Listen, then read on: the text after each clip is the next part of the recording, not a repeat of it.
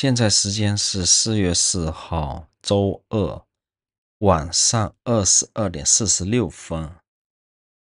据前几天，上个月吧，刚刚发生的普达米纳布隆办的那个油库爆炸，妈的又爆炸了，我请原谅，我现在就幸灾乐祸，天天笑嘻嘻的，跟他妈的跟傻逼一样。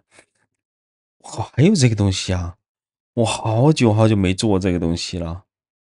我靠，这啥？1月22号，这是印度尼西亚国家新闻局嘞，安达拉，它这个疫情的数据最后一次更新是2023年1月22号哎，我去，这也太瞎逼了吧！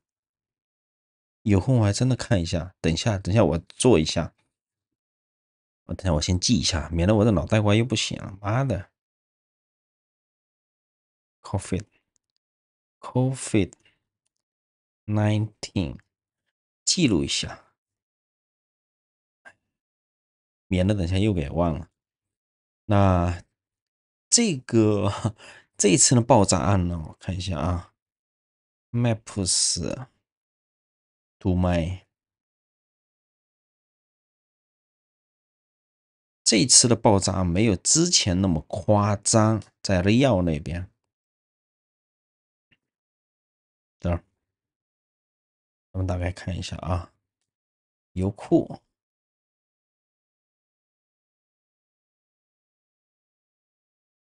这个油库也有点大呀，我操，这油库还真的有点大，看一下是不是这一家，应该就它了嘛。读卖这边最大就它了。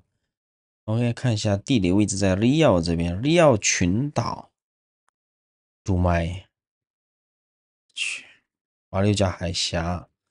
OK， 看到没有？在新加坡，巴丹岛在这儿啊！哇，这么远啊！有空去巴厘岛溜达一下。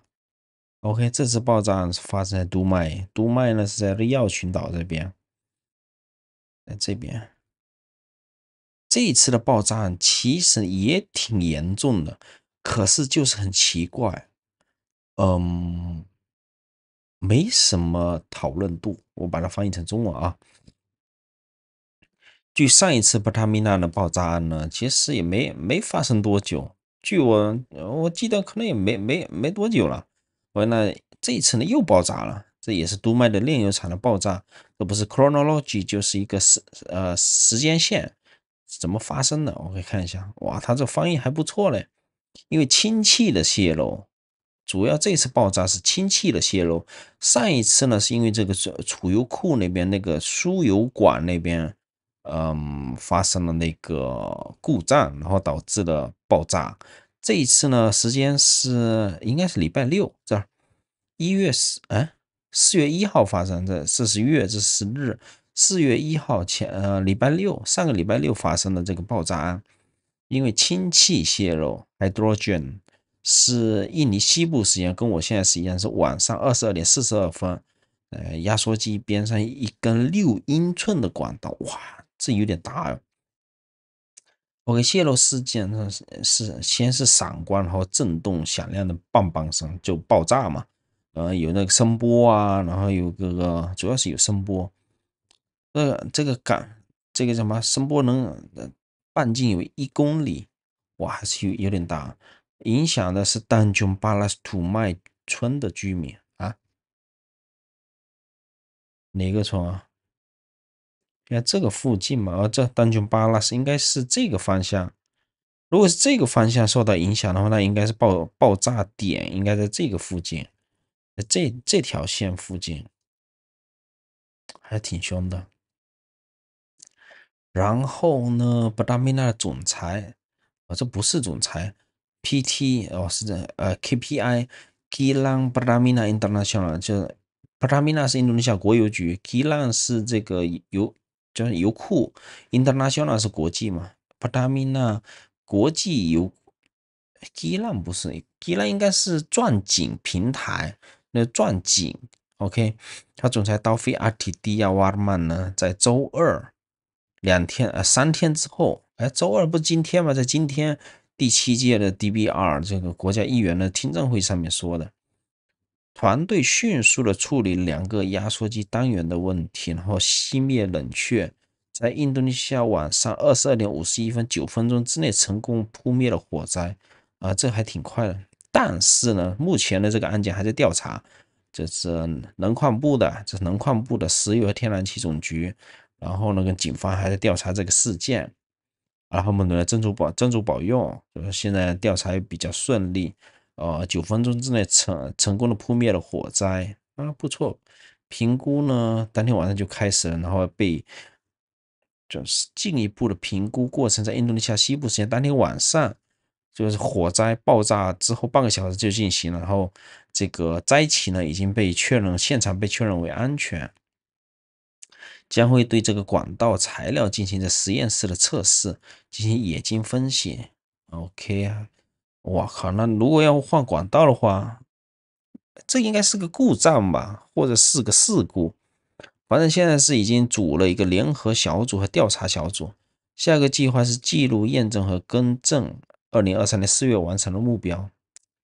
OK，那这个是今天的信息，我刚刚看了一下，就是 Pertamina 已经，这应该不是 Pertamina，就是那边的那家公司，怎么说呢？那边是个油井，不，那边是个炼油厂，炼油厂呢那边是他的子公司控制了，然后他现在子公司那边呢，我看了那个新闻是已经对这个公共设施进行了改进。目标是在4月7号开始哦，斋月期间，OK，这个不错。然后我今天看了说什么有什么学校啊不坏了，或者然后清真寺也坏了，他们提出一个补偿方案，是给钱或者是帮他们修，这个我是看到了。然后呢，修复工作呢应该是在4月17号完成，那等于说它应该是一个声波爆炸的这个声波，其实影响也不大。然后呢，缓冲区又是缓冲区，我看一下缓冲区，这他妈就没有缓冲区了，这边上就直接是居民区了，这太近了。这一次的问题也基本上也是一样，这还有不缓冲区啊？这他妈缓冲个屁呀、你最起码啊，这还有他们那个外联呢，外联办公室就在这儿。结果他这边就发生爆炸了。当然，这个是天灾人祸，咱们也不知道。反正这个肯定是跟这个操作手册肯定有问题，SOP 肯定有问题。希望呢就是，哎，那算了，等一下再说吧。目前就是已经进行了这个要进行检查，包括呢，其实之前那个爆炸已经，我想想啊，之前的爆炸我就没跟踪下去了，因为那时候是国家政府这边已经强烈的要求对这个土地，那个时候土地证，缓冲区的土地证那时候也不是也扯了好久吗？最终发现当地的居民他们的个土地证是临时的，说是只能用3年，3年之后该咋办呢？那又是另外一回事儿。对，那时候也提出说对印度尼西亚普塔米纳的这相关的这个炼油厂啊进行这个安全方面、安保方面的检查，到底做了怎样我也不知道，应该也没做。包括那时候这个普塔米纳的老大这个尼格维提亚瓦蒂，那个时候说也有人说让他下课，结果也就不了了之了。整体来说，来看一下啊。我们将逐步升级炼油厂的技术，这是不可能立即完成，因为要做到的话，炼油厂必须关闭，哎，那是不可能的。反正安保方面肯定有人在做，这个问题不大。我看到他在那里，我就想起之前发生的事情，不老是有人说让他下台嘛？就印度尼西亚每次出现这些破事的话，总是有人会出面整这些有的没的。网络上面这些破消息还是挺多的，看一下有没有其他什么消息。看一下最新的新闻，是1天前、2天前23分钟，看一下啊。这印度尼西亚警方已经组成了印尼警方组成了这个调查小组，将会对这个现场进行调查。啊，这个公布来说了，空压机出了问题。hydrogen 氢气是可以爆炸的吗？我看它之前氢气嘛，氢气。可燃，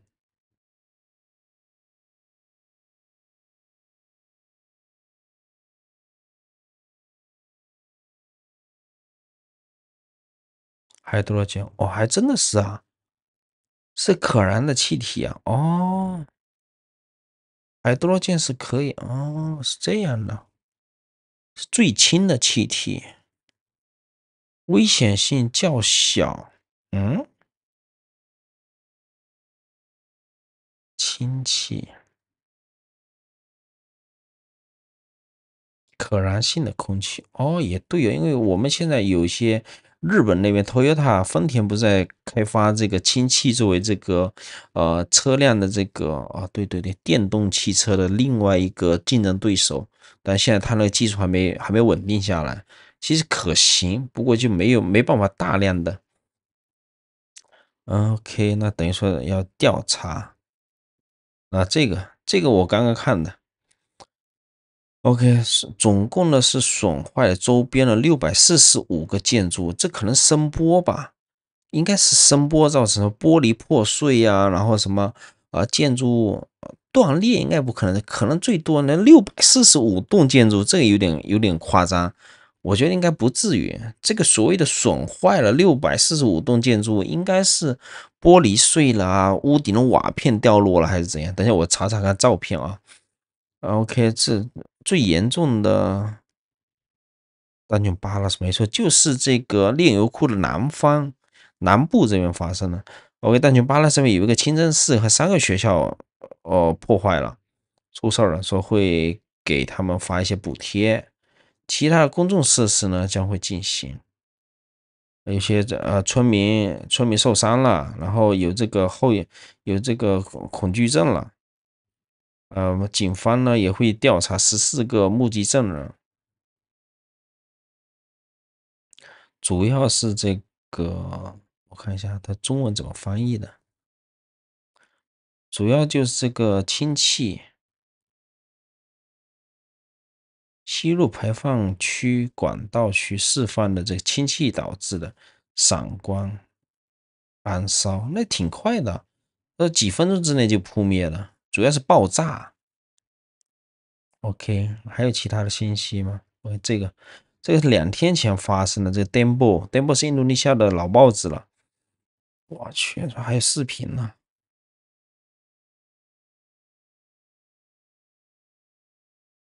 今天晚上的网络这么差吗？不是，这是原先的，是 Indramayu 那边的，不是。看他说这边有5个 fact，5个事实：爆炸、烧毁、居民的这个房屋受损。看一下啊，什么5点？我看他不是有5个事实吗？1、2、3、4，就这啊。礼拜六晚上发生的4月1号，OK，愚人节那天晚上发生的，目前还在调查。CSR 这边的外联这边说是发生在这个天然气压缩区，OK，然后当天晚上10点54分成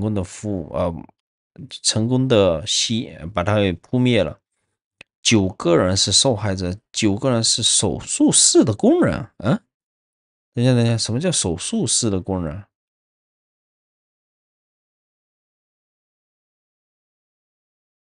妈的，吓死我了！手术operation，呃，操作手，这9个受伤都是操作手。这9个人目前都在那个普塔米纳的医院里面进行治疗，主要是被这个玻璃碎片给炸到了，那就没错，因为这爆炸的声音。事情是晚上10点40分左右爆发，然后村民们听到这个声音就从家里面跑出来了。然后有这个强烈的撞击，应该是声波导致的有几个他这边写的有几个房屋发生这个受损，很多哦，难怪了。他这边提到就是这个 platform，就是吊顶很多就它边上不是有个缓冲区嘛？缓冲区边上那个村民的房子呢，里面的吊顶都掉下来了，然后房屋这个什么墙壁裂了，然后房子的这个玻璃碎了，应该也就这些吧。关于这个祈祷室啊受损啊，这也是可以理解的。巴达米呢会负起全责，然后要求这个民众呢，别急，别急。这个公司这边会连同这个当地政府和这个有关单位呢进行处理啊，没啥事。然后现在当天晚上就已经开始这个登记工作了，哎，不错，有钱。然后这个地方2014年出过事儿，我靠，2014年2月16号也是晚上22点30分左右发生了这是燃烧哦，火灾发生了火灾。14年的时候发生火灾，嗯，14年发生火灾之后，也没啥事儿，没有故障，还可以正常运行。这个炼油厂还在生产。